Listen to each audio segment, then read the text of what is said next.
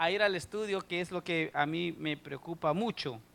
Y le digo cuando me preocupa mucho es porque es parte de nuestra alimentación y nuestro crecimiento diario, diario.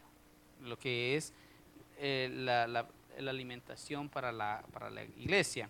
Estamos estudiando la primera carta del apóstol Pedro y Pedro enseña que el mejor ejemplo que podemos tener para imitar en nuestras actitudes, experiencias y acciones es Jesucristo. Él dice, si ustedes quieren imitar a alguien con sus experiencias, con sus actitudes y su carácter, ese es Cristo. Fíjese que Él sufrió como nadie lo ha hecho y no buscó la salida olímpica como muchas veces como creyentes nosotros hacemos. Hermano, nosotros vemos ver los problemas y lo único que hacemos es tal vez detenernos, nos hacemos a un lado o simplemente los ignoramos. Jesucristo no hizo eso. A veces nosotros decimos en buen salvadoreño, buscamos la salida olímpica. Buscamos la salida olímpica para evitar el sufrimiento. Nadie quiere sufrir. Eso es una realidad. Si usted me pregunta, pastor, ¿y usted quiere sufrir? No, yo no quiero sufrir. Sin embargo, hermano, en el evangelio siempre va a haber dificultades. Dificultades en la familia, en el trabajo, en la iglesia misma van a haber dificultades. Entonces, es bastante difícil. En el pasaje que esta noche vamos a estudiar, Pedro continúa apuntando hacia qué hay detrás de cada sufrimiento. ¿Qué es lo que le espera? Yo le puedo asegurar, todos aquellos que han ido a la escuela y han terminado una carrera universitaria, sufrieron. ¿Por qué? Hermano, para terminar una carrera universitaria usted tiene que estudiar, usted tiene que desvelarse, usted tiene que pagar, trabajar, usted sufre. Pero cuando usted se gradúa, usted está recibiendo el beneficio de todo lo que usted sembró. ¿Sí me está entendiendo? Entonces Pedro sigue con eso y dice, ¿saben qué? Detrás del sufrimiento de Cristo hay una gloriosa recompensa, así como también usted y yo, detrás del sufrimiento que pasamos como creyente, porque como creyente también sufrimos. Yo no sufro, pastor. ¿Está seguro? Porque le puedo decir que más de algunos de sus familiares no está muy bien con usted porque usted es evangélico. Y hoy dice, no, pues este es evangélico, no le invitemos ni al cumpleaños de Pedrito, dice. Y no le invitan. Sufre discriminación. Y eso es algo sencillo acá. En los tiempos de que Pedro estuvo escribiendo esta carta, los cristianos de esa época sufrían persecución. Los metían a la cárcel, los golpeaban, los exiliaban, los sacaban de sus casas. Entonces, por eso es que él dice, ¿saben? Después de cada persecución, siempre va a haber una recompensa. Y esto es lo que vamos a ver en nuestro estudio titulado esta noche, La obra y triunfo de Cristo. Vamos a buscar en nuestras Biblias, primera carta del apóstol Pedro, capítulo 3, vamos a leer del versículo 18 al 22. ¿Y por qué la obra y triunfo de Cristo? Porque Jesucristo pasó por eso. Jesucristo pasó por eso. Pasó por una etapa de sufrimiento, casi 24 horas, casi 12 horas en sufrimiento. O tal vez un poquito más, diría yo. ¿Y qué es lo que pasó? Al final dice que Él fue exaltado. Tenemos ahí, le invito a que se ponga en pie para mayor reverencia a la palabra del Señor. Primera de carta del apóstol Pedro, capítulo 3, versículo 18. ¿Lo tenemos? Dice, porque también Cristo padeció una sola vez por los pecados, el justo por los injustos, para llevarnos a Dios, siendo a la verdad muerto en la carne, pero vivificado en el Espíritu, en el cual también fue y predicó a los espíritus encarcelados, los que en otro tiempo desobedecieron cuando una vez esperaba la paciencia de Dios en los días de Noé, mientras se preparaba el arca en la cual pocas personas, es decir, 8, fueron salvadas por agua. El bautismo que corresponde a esto ahora nos salva. No, oiga bien, y hace una aclaración, no quitando las inmundicias de la carne, sino como la aspiración de una buena conciencia hacia Dios por la resurrección de Jesucristo, quien habiendo subido al cielo, está a la diestra de Dios y a Él están sujetos ángeles, autoridades y potestades. Vamos a orar. Padre, te damos gracias en esta noche por tu palabra. Suplicamos que nos dé gracia para poderlo exponer, Señor. Oramos que nuestros corazones estén dispuestos y preparados para poder aprender. Háblanos al corazón en el nombre de Jesús. Amén y amén. Pueden tomar sus asientos. Recuerde que estamos en un estudio bíblico y el estudio bíblico se trata de profundizar un poquito más de lo que en un sermón regular se hace. ¿Y qué es lo que hacemos? Es ir escudriñando un poquito más dentro de las palabras. Fíjese que aunque este pasaje es uno de los más difíciles del Nuevo Testamento para poder interpretar, no es fácil. Yo no le digo, no pretendo haberlo interpretado, sino que queremos sacar un par de aplicaciones bastante prácticas para nosotros, enseñando de lo que Jesucristo hizo. Este pasaje empieza con lo que todos podemos entender. Y oiga bien, aun cuando el cristiano se vea obligado a sufrir injustamente por su fe, lo que está haciendo es recordar que tiene un Señor que también sufrió. Cuando usted sufre, oiga bien, cuando usted sufre es un recordatorio de que también tenemos un Señor que sufrió. Cristo sufrió por usted, Cristo sufrió por mí. Y usted me va a decir, pastor, pero eso ya lo sabemos. Bueno, aquí viene el propósito entonces, es recorrer la pasión de Cristo y ver los resultados de lo que ahora podemos gozar y esperar.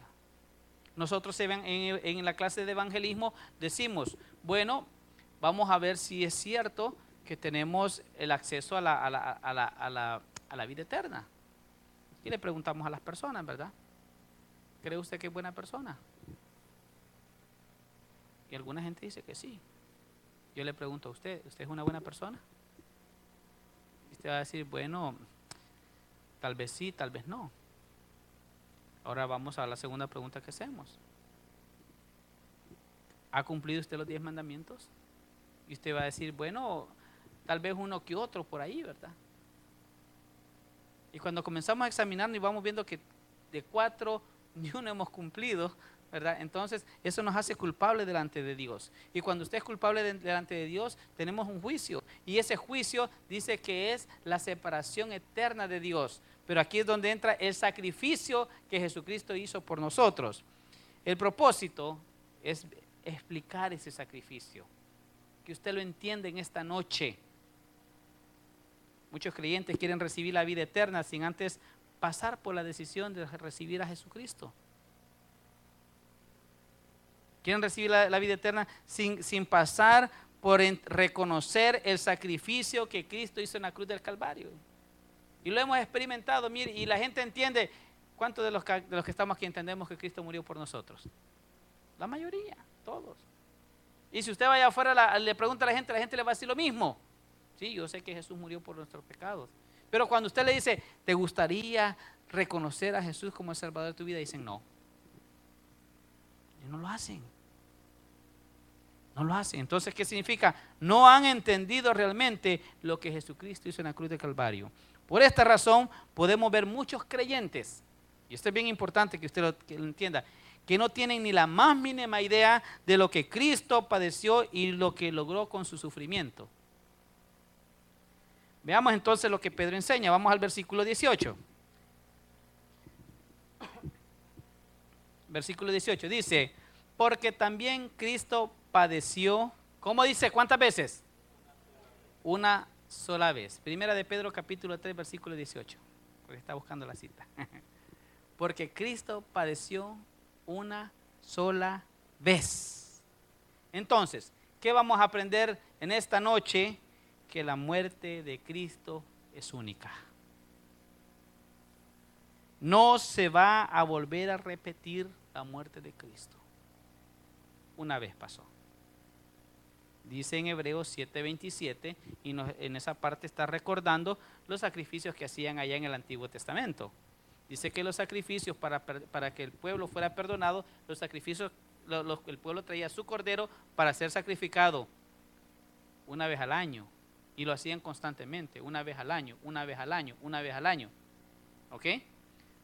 para ser perdonados por sus pecados. Pero dice la Biblia en este versículo, porque también Cristo padeció una sola vez por los pecados. Entonces, el sacrificio de Jesucristo fue único, no se va a volver a repetir. Cristo fue y ofreció una vez y para siempre su vida.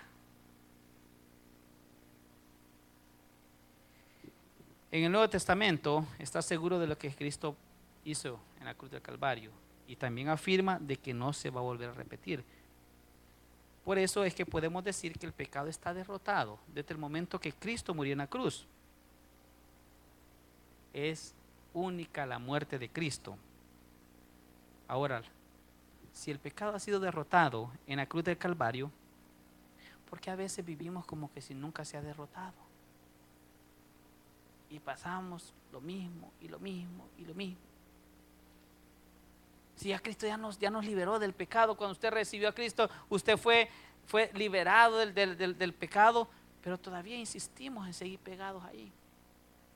Todavía insistimos en ir de la mano.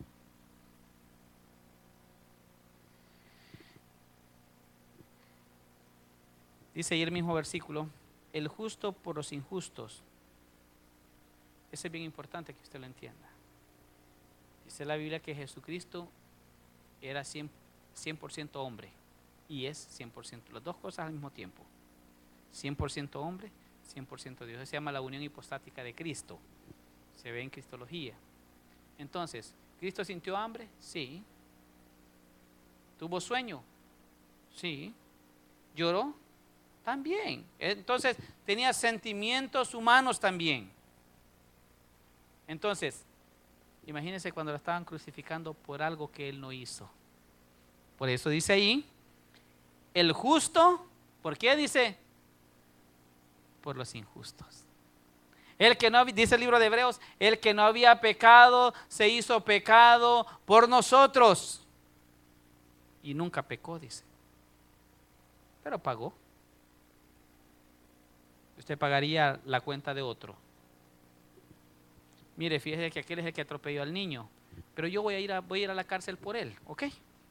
¿Usted haría eso? No, si aquel que le atropelló, mejor que vaya aquel, pues. ¿Verdad? Es única porque quien lo hizo fue un justo. Siempre se lleva a pagar los delitos a aquellos que los cometen. Y usted lo puede ver en su casa. Cuando alguien rompe un plato, hay una consecuencia, ¿verdad que sí? ¿Verdad que sí? ¿Qué es lo que hace? Los castiga, les quita de que vean tele, que pongan, usted hace cualquier cosa, pero siempre hay una consecuencia. Pero mis hijos siempre tienen esta maña. Yo no fui, él fue. Y el otro dice, es que yo no fui tampoco, y nadie es culpable. Entonces, ¿qué hacemos? Vengan los dos y se quedan sin ver televisión. Y el otro reniega porque a él, es que yo no fui. Por eso dice, el justo por los injustos. Y dice Jesucristo, pues yo no fui, pero ni modo, a mí me va a tocar. Dice, el justo por los injustos, ¿para qué dice? Para llevarnos a Dios. El pecado nos separa de Dios. Pero dice que con la muerte única de Jesucristo nos acercó a Dios.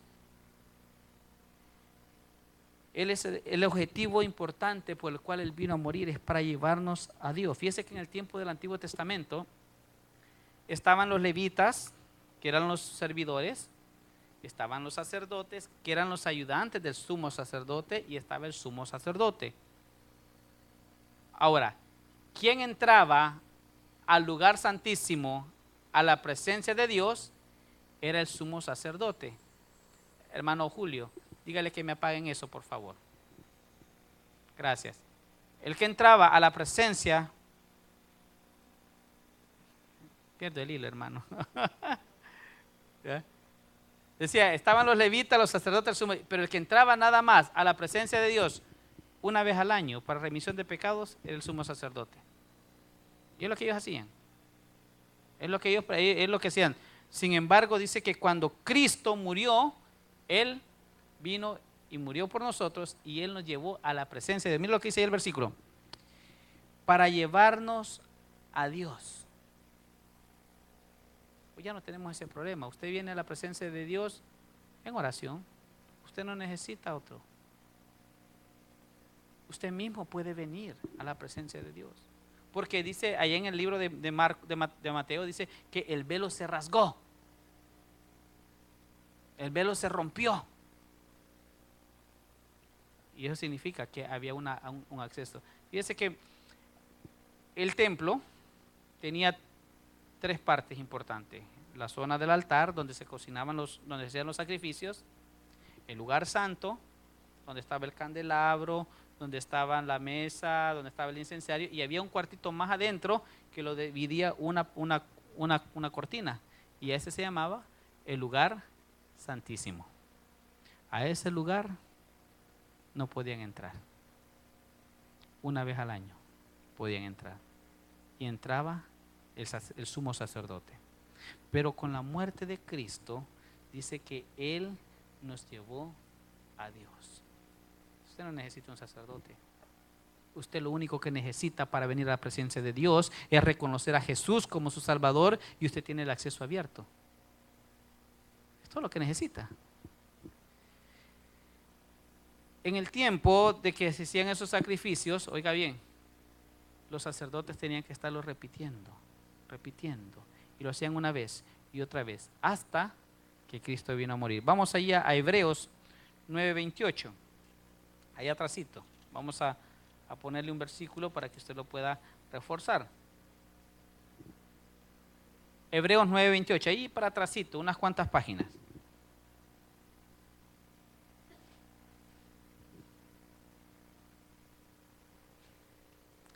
Dice, así también, ¿lo tenemos? Hebreos 9:28. Así también Cristo fue ofrecido, ¿cómo dice? Una sola vez para llevar los pecados de muchos y aparecerá por segunda vez sin relación con el pecado para salvar a los que los esperan. Me quedo con la primera parte del versículo, porque estamos hablando de que Cristo padeció una sola vez, ¿verdad? Entonces, lo primero que vamos a aprender en esta noche es que la muerte de Cristo es única, que no se va a volver a repetir y que el objetivo de esa muerte es llevarnos ¿hacia dónde? Hacia Dios. Ahora le pregunto, ¿estamos viniendo hacia Dios? ¿Realmente tenemos a ese Jesús que nos va a traer hacia Dios? Porque es bien importante que usted se haga esa pregunta.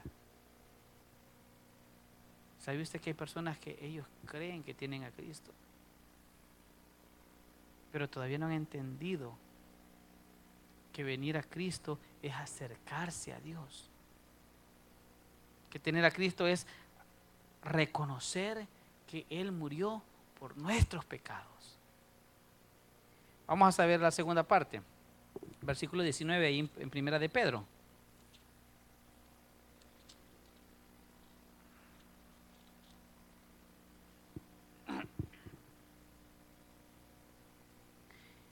Este pasaje que vamos a leer, estos dos versículos que vamos a leer, el 19 y el 20, es un pasaje bastante complicadito para poderlo interpretar. No pretendo meterme a lo profundo, pero quiero medio así, en forma panorámica. Dice, el cual también fue y predicó a los espíritus encarcelados, los que en otro tiempo desobedecieron cuando una vez esperaba la paciencia de Dios en los días de Noé, mientras se preparaba el arca, en la cual pocas personas, es decir, 8, fueron salvadas por el agua.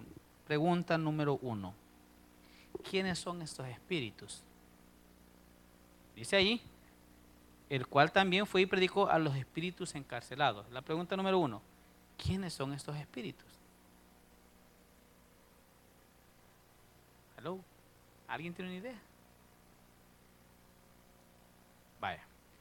Algunos dicen, oh no, es que esos eran los que murieron antes, lo cual no es cierto. Porque de los espíritus que está hablando acá, no está hablando de almas humanas, está hablando de otro tipo de espíritu. Cuando la Biblia dice en el Nuevo Testamento espíritus, se refiere a espíritus, o a demonios, ¿verdad? Ahora, en el capítulo 6 de Judas, perdón, versículo 6 de Judas, porque ahora tiene un capítulo, en el que él habla de esos espíritus que están encarcelados, que en su tiempo, dice, dejaron su gloria, la que tenía en el cielo, y se despojaron y vinieron a la tierra. Vamos allá a Judas, para que le entienda a qué espíritu se está refiriendo. Judas 6 dice, oiga bien quiénes son estos espíritus, dice, y a los ángeles que no guardaron su dignidad, sino que abandonaron su propia morada, los ha guardado bajo oscuridad, en prisiones eternas, para el juicio del gran día. Entonces, vamos allá a Pedro y dice, en el cual también fue y predicó a los espíritus encarcelados. ¿Quiénes son entonces? Los ángeles que no guardaron su dignidad. ¿Sí me está entendiendo? Dice que él llegó y fue y les predicó, dice, a los espíritus encarcelados. Ahora, la segunda pregunta que surge de este pasaje es, ¿qué les predicó? ¿Qué les dijo? No pudo haber sido el mensaje del Evangelio, porque el mensaje del Evangelio es totalmente diferente. Dice Romanos 1:16, porque no me avergüenzo del Evangelio, porque es poder para salvación de todos aquellos que creen. Entonces, no tiene lógica que Jesucristo vaya y predique el Evangelio a los espíritus encarcelados. No tiene lógica. Entonces, ¿qué es lo que les predicó? Muy probable, mire, realmente Pedro no lo dice, pero muy probable lo que Jesucristo pudo estar predicando en ese momento fue la victoria sobre la muerte, sobre Satanás y sus huestes. Ahora, ¿qué vamos a aprender de esto? Cuando dice, y los que en otro tiempo desobedecieron, cuando una vez esperaban la paciencia de Dios en los días de Noé, mientras se preparaba. Hermanos, Dios es paciente. Dios es paciente con cada uno de nosotros, con cada una de las personas que está afuera. Y Él está mandando el mensaje. Que se predique, el domingo a domingo se está predicando, semana tras semana, y vamos caminando. Sin embargo, va a haber gente que va a ser desobediente y que no va a poner atención. Son personas que están encarceladas en sus propios deseos, sus propios pensamientos. Y Él dice, Él fue y les predicó a aquellos que ya estaban encarcelados. Pero también actualmente hay personas que están encarceladas y se les está predicando y no quieren soltar esas cadenas.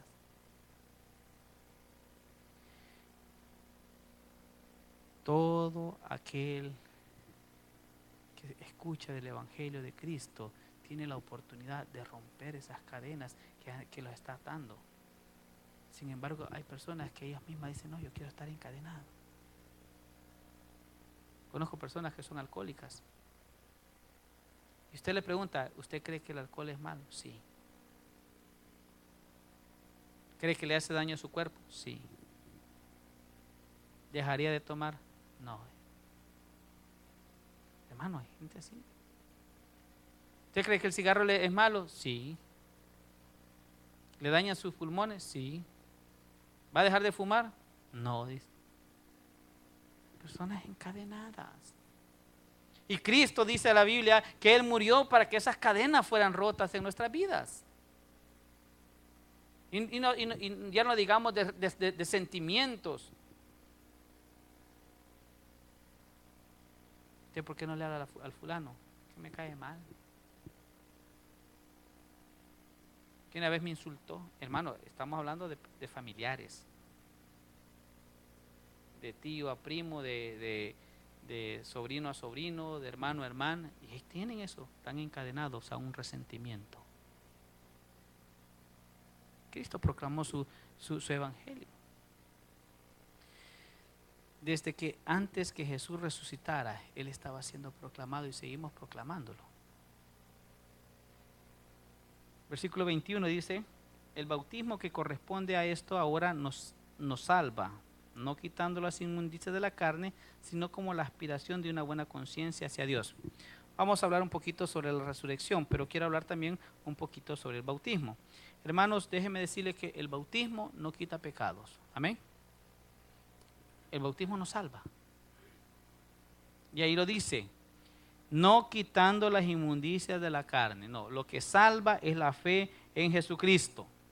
El bautismo es nada más la representación de la sepultura y la resurrección del creyente. Estamos en la clase que damos el domingo a las 9:45 de la mañana del discipulado. Y decimos que el bautismo es como cuando hay una boda. Vienen a la boda y los novios se dan un anillo, ¿verdad que sí? Esa es la... ¿Usted quiere saber si una persona es casada? Mire el dedo. Ahí está. El hermano es casado, dice, pero no trae, dice. Pero tiene cara de casado, hermano, no se preocupe. Mire el dedo. ¿Por qué? Porque es lo que nos identifica, ¿verdad? El bautismo también es lo que nos identifica. Dice ahí, mire el versículo como dice, el bautismo que corresponde a esto ahora nos salva, no quitando las inmundicias de la carne, sino como la aspiración de una buena conciencia hacia Dios. O sea, no nos salva, pero es un compromiso que usted y yo adoptamos con Dios a tener una vida agradable para Él. Los que han estado en el ejército saben que cuando ya le ponen el uniforme, ya tiene un compromiso. Ya no lo puede deshonrar. Y cuando le ponen la jineta, ¿verdad? Que le ponen acá, no sé, de los cabos, teniente y todo eso, y va subiendo, más compromiso. Cuando va subiendo de rango. Entonces, es la señal externa de que somos creyentes y que estamos comprometidos para con Dios. Colosenses 2:12. Allá atrásito vamos a ponerle ahí un versículo para que usted lo vaya a entender mejor. Colosenses 2:12. Oiga bien lo que dice. Sepultados con Él. ¿En qué dice? En el bautismo, en el cual también fuisteis resucitados con Él mediante la fe en el poder de Dios que le levantó de los muertos. Jesucristo resucitó y el bautismo tipifica esa resurrección. Cuando usted se bautiza, oiga bien, ¿se acuerda que se bautizaron, verdad? Cuando usted se bautiza, ¿qué le decimos? Muerto al pecado, resucitado con Cristo a una nueva vida. Y le cantamos el corito. He decidido seguir a Cristo, ¿verdad que sí? ¿Por qué? Porque usted tomó la decisión. Y fíjese que casi siempre pregunto, mire, ¿alguien lo está obligando para que se bautice? No, es voluntario. Sí, usted toma esa decisión voluntariamente. Jamás debemos de minimizar la resurrección de Cristo, porque Pablo dice que sin la resurrección nosotros hemos creído en vano. Hermano, si usted no cree en la resurrección, entonces está mal lo que cree. Porque la Biblia dice que nosotros tenemos que creer en la resurrección de Jesús porque es lo que se predica. El evangelio verdadero es lo que predica la muerte, la pasión, la muerte de Cristo, la resurrección y su ascensión. 1 Corintios capítulo 15 lo pone de la siguiente manera. 1 Corintios capítulo 15, versículo 12. Hemos visto que la muerte de Cristo es única. Hemos visto que Jesucristo proclamó a los espíritus encarcelados. Y número 3, estamos viendo que la resurrección es parte de la obra que Cristo hizo. Colosenses 15:12, ¿lo tiene? Pero si se predica de Cristo que resucitó de los muertos, como dicen algunos entre vosotros que no hay resurrección de muertos. Porque si no hay resurrección de muertos, ¿qué dice? Tampoco Cristo resucitó. Y si Cristo no resucitó, vana es entonces nuestra predicación, vana es también nuestra fe. La muerte y la resurrección de Cristo es importante que usted la crea. Porque si usted no cree la resurrección, entonces usted no tiene esperanza de creer que usted vaya a resucitar. El mensaje del Evangelio de Jesucristo incluye la resurrección. Y fíjese bien, en el versículo 1 dice que la resurrección es que Cristo murió por nuestros pecados, que fue sepultado y que resucitó. Es todo lo que significa el Evangelio. Ahí no significa, ahí no dice de que vamos a tener cosas materiales en abundancia. No, no dice. A Timoteo Pablo le dice, ¿sabes qué? Teniendo comida y abrigo, dicen por servidos. Sin embargo, para llegar a este punto de la resurrección, Cristo tuvo que pasar por un proceso. Y el primer paso fue lo que Él sufrió. Y usted y yo estamos esperando la vida eterna, pero a veces, hermano, no queremos pagar ese precio. Ay, es que hoy no. Mire, si yo sé que a nadie le gusta. A nadie le gusta a veces. Ay, es que hoy es miércoles, mitad de la semana, estoy cansado, tráfico, tengo 12 horas más tal vez, ¿verdad? Pero ¿sabe qué? El esfuerzo vale la pena. Yo quisiera preguntarle, ¿qué estaría haciendo si usted no hubiera venido esta noche? Evaluémoslo un poquito. Va a decir la hermana, no, pues yo viendo la novela, pastor. Yo viendo el resumen del Real Madrid que ganamos. Amén. Esa. Ahí estuviéramos. Ahora yo le pregunto, ¿en qué nos beneficia eso? ¿Qué nos beneficia? ¿En qué nos beneficia recordar que Cristo murió por nuestros pecados? ¿En qué nos beneficia recordar que Jesucristo resucitó y que nosotros también tenemos esa oportunidad de resucitar también? Hay creyentes que quieren ver frutos sin sacrificar nada, sin pagar el precio. Hermano, la vida cristiana tiene un precio. Hoy fui a ver el apartamento que vamos a rentar. Espero que ya con mi esposa ya lo hablé. Para venirme para acá.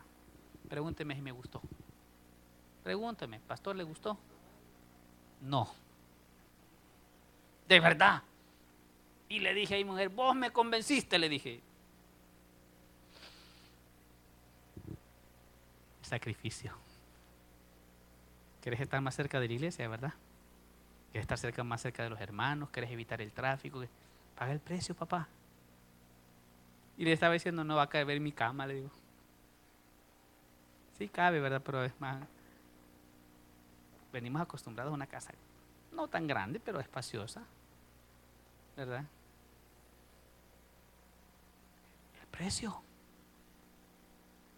El precio que se paga por servirle a Dios, el precio que se paga por seguir a Cristo, el precio que Cristo pagó para que usted y yo fuéramos salvos. Ay, pastor, es que está lejos la iglesia, hombre. Que de aquí de la Valerio me queda lejos. Y allá abajo está la calle. Me dijo una vez una señora, no, mire, solo ver esa subida me cansa, me dijo. La rampa esa, solo ver esa subida me cansa, me dijo. ¿Ah? La subida. Hermano, métale más caja al carro, hombre. Y el sacrificio, pues. Jesucristo cargó su cruz. 3, 4 millas. Menos tal vez. Pero cargó la cruz. Agotado, ensangrentado, golpeado. ¿Qué más? Maltratado, azotado. Y a veces nosotros, mire, mi hijo es pícaro a veces. Me duele la garganta, dice. Ya no quiere ir a la escuela. No, le dije. Usted solamente que no pueda caminar no va a la escuela. O que tenga calentura. De ahí por lo demás, olvídelo. Todo sacrificio tiene una recompensa. Hermanos que trabajan más de 8 horas. Rico se siente cuando le dan su cheque, ¿verdad? Con su overtime. Hoy sí tengo para comprar frijoles, dice. ¿Ah?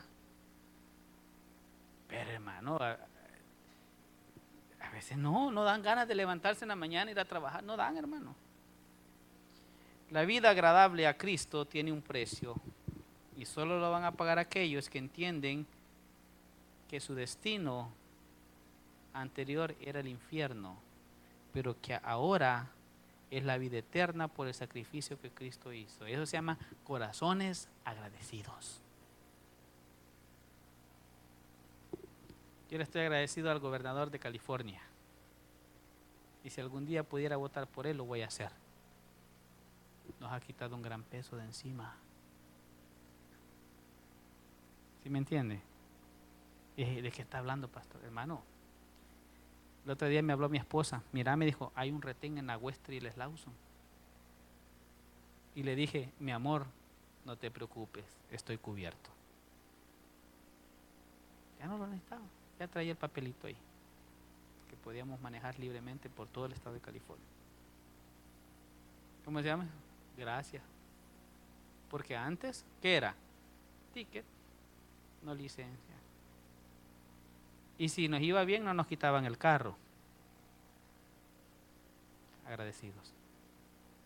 Imagínense reconocer que antes íbamos camino al infierno, pero que por este sacrificio nosotros ya no vamos para allá. Muchos queremos llevar una vida cómoda y evitamos los problemas y sacrificios que el Evangelio presenta. No, es demasiado trabajo ir a la iglesia. Es que usted sabrá, ¿verdad?, de que es bastante difícil. No, yo mejor me voy a quedar en mi casa. Fíjese que esto lo escribí para que no se me olvidara. No nos damos cuenta que estamos pasándola cómodamente por 30, 40, 50, 60, póngale, 70 años, cómodos. Pero no nos damos cuenta de que vamos a llorar toda una eternidad en el infierno por no entender lo que Cristo hizo en la cruz de Calvario. La resurrección de Cristo es parte del triunfo de Cristo y que también nosotros la vamos a heredar. Como decía allá en Colosenses, también nosotros vamos a resucitar juntamente con Él. La pregunta es, ¿estás pagando el precio? ¿Estás pagando el precio que realmente vale el seguir a Cristo? Y una última, vamos allá otra vez de regreso a Pedro. Versículo 22. Quien habiendo subido al cielo, está a la diestra de Dios y a Él están sujetos, ¿quién dice? Ángeles, autoridades y potestades. Hermano, después de una cena regular, ¿qué es lo que usted espera que le sirvan en el restaurante? Postre, ¿verdad? ¿Y qué es lo que más disfruta, la cena o el postre? Los niños disfrutan más el postre, hermano. Usted le puede dar un montón de cosas a los niños, pero los niños lo que van a agarrar es su postre. El toque final para cerrar el círculo del sufrimiento en la vida de Jesucristo fue la ascensión al cielo. Y fíjese bien, dice que no solamente está sentado a la diestra, no solamente fue llevado al cielo, sino que también a Él están sujetos los ángeles, autoridades y potestades. Hermano, cuando un soldado va a la guerra y ofrenda su vida y su tiempo por su país, viene en su carta, en su reporte, ¿verdad? Y cuando llega, si es que llega vivo, bueno, también algunos les dan sus medallas, aunque estén muertos, se las dan a los familiares. ¿Qué es lo que recibe? Las condecoraciones. Jesucristo, después de haber pasado el sufrimiento de la cruz, la mayor condecoración fue recibir el estar sentado a la diestra de Dios Padre, y también dice que toda autoridad le fue dada. Capítulo 28 del Evangelio, según San Mateo, versículo 18, dice: toda potestad me es dada en los cielos y en la tierra. Y este versículo lo termina, también lo dice: a quien habiendo subido al cielo está a la diestra de Dios, y en Él están sujetos ángeles, autoridades y potestades. Quiero preguntar, ¿y tú y yo qué vamos a recibir? ¿Qué vamos a recibir?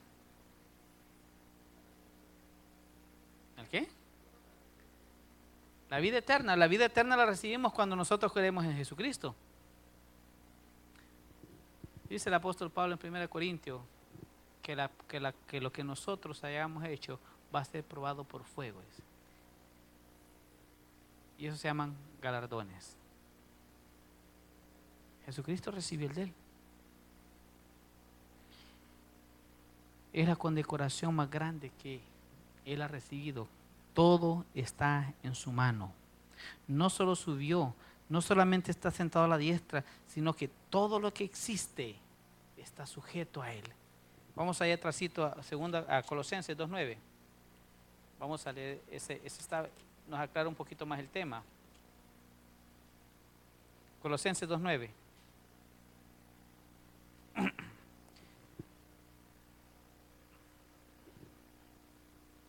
Dice el 9, porque en él, está hablando de Cristo, porque en él habita corporalmente toda la plenitud de la deidad. Está diciendo que Jesús es Dios. Y nosotros y vosotros estáis completos ¿en quién? En él, en Cristo, que es la cabeza de todo principado y potestad. Él es el que está al frente. Él es el que está al frente. Pero ¿por qué Él recibió ese honor?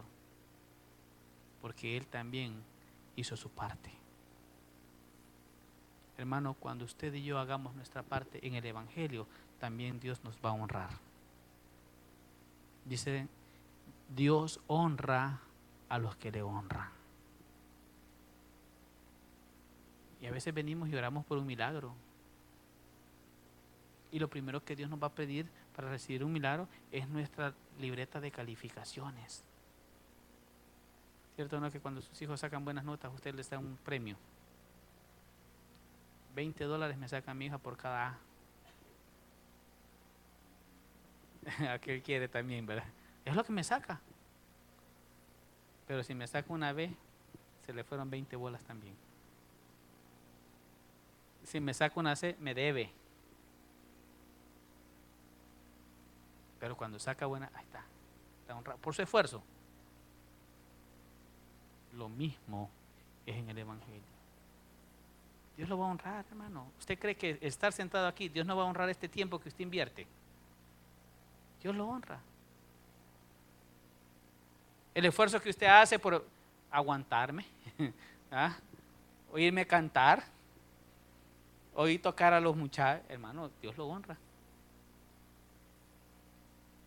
Dios lo honra. Y Jesucristo recibió el honor más grande. Y a Él están sujetos. ¿Quiénes dice? Ángeles, potestades y autoridades. Dice ahí, ángeles, autoridades y potestades. Él tiene el control de todo. Porque Él hizo su parte. Quiero terminar con 2 preguntas. La primera, ¿qué está sacrificando usted por el Evangelio? Muy buena pregunta. ¿Qué está sacrificando usted por su crecimiento espiritual? ¿Qué está sacrificando usted por el reino de Dios? Porque eso es algo que nos van a hacer allá la pregunta. Vamos a ver, te vamos a sacar el libro. ¿Qué hiciste por él? Oh, bueno, ¿eres salvo? Sí, soy salvo. Oh, sí, eres salvo. Dice, tienes a Cristo en tu corazón y está bien. Vamos a entrar. Pero cuando nos llamen a recibir los galardones, ¿verdad? Vamos a ver. ¿Usted, cómo se llama usted? Horacio Calderón. Ah, ok. ¿Qué hizo por el Evangelio? Mire, yo cantaba, yo aquí, yo allá. Ok, sí, aquí aparece que cantaba. Ahora veamos con qué intención lo hizo. Ese es el problema. Porque podemos hacer muchas cosas por el Evangelio. Pero también Dios evalúa con qué intención le estamos haciendo. Porque vemos algunos que lo hacemos para que vean qué bonito canto, qué bonito toco, qué bonito predico, qué rico hago el café. El café le dije yo, hermano, ya. ¿Ah? ¿Con qué intención lo hacemos? Y la segunda pregunta que quiero es, ¿cuál es tu esfuerzo ¿Y cuál va a ser tu triunfo? ¿Qué tanto estamos esforzándonos? ¿Y qué espera usted alcanzar con ese esfuerzo? Fíjese que le preguntábamos a los jóvenes: ¿y usted por qué viene a la iglesia? Hermano, tienen opiniones diferentes. Yo vengo a esto, yo vengo a aquello. Y esa misma pregunta esta noche el Señor nos hace: ¿por qué estamos aquí? ¿Y cuál es lo que vamos a esperar como resultado? Le voy a decir por qué yo estoy acá. Dios me ha mandado aquí para predicar. Y lo que yo espero, hermano, que todos crezcamos, que todos vayamos aprendiendo. Fíjese que Jesucristo en su ascensión, Él recibió, pero así como Él recibió, también nos dio a nosotros. ¿Qué nos dio? La vida eterna. Pensemos un momento. Si tenemos la vida eterna, necesitamos estar agradecidos con aquel que nos la dio. Denle un fuerte aplauso a nuestro Dios. Gloria al Señor. Vamos a orar.